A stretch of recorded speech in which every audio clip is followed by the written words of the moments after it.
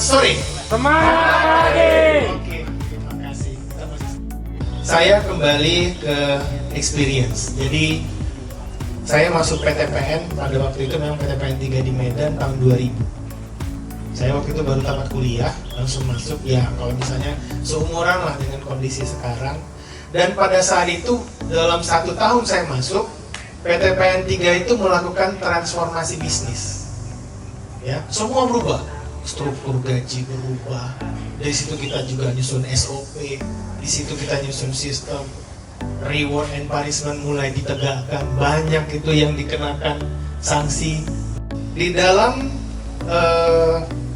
situasi tersebut kita tuh memang punya was-was gitu ya, apakah transformasi ini bawa kita lebih baik atau enggak. Ya waktu itu saya jadi asisten afdeling. Kondisinya pada waktu itu asisten afdeling itu ibarat apalah raja di afdeling ya.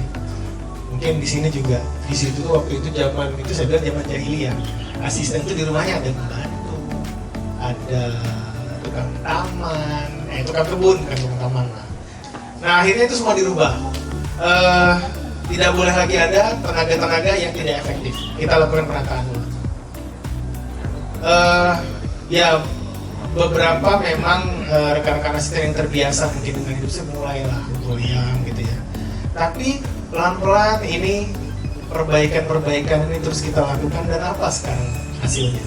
PTPN 3 itu bagaimana sekarang?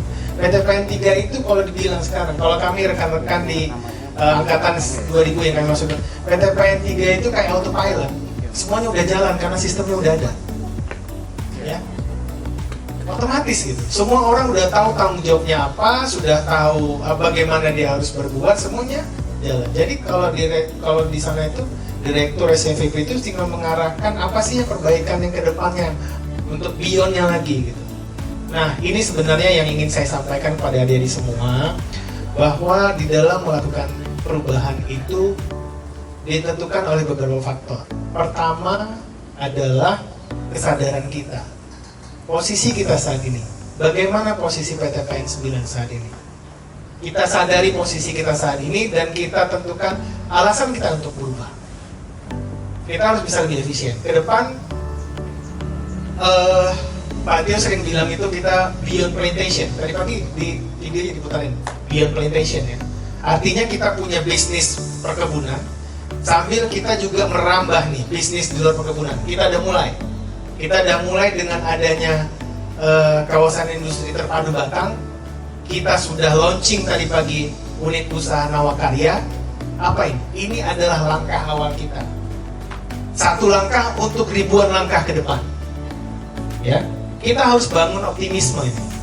Tadi pagi saya bilang dengan tim di Nawakarya, kita rubah budaya kita yang selama ini plantation, kaku, sulit sekali, pokoknya semua strictly. Kenapa? Karena memang di dalam bisnis perkebunan kita harus disiplin. Kalau kita bicara di sektor plantation, kita disiplin jam beres, disiplin untuk penggunaan pupuk, ya kan, waktu memupuk. Apalagi kalau kita ada tanaman semusim, kalau pupuk ya udah lewat waktunya. Kemudian disiplin biaya, ya kan. Nah, kita kaku di situ. Sekarang kita harus melangkah nih bisnis kafe, bisnis retail. Nggak bisa gitu. Orang jualan itu perlu servis.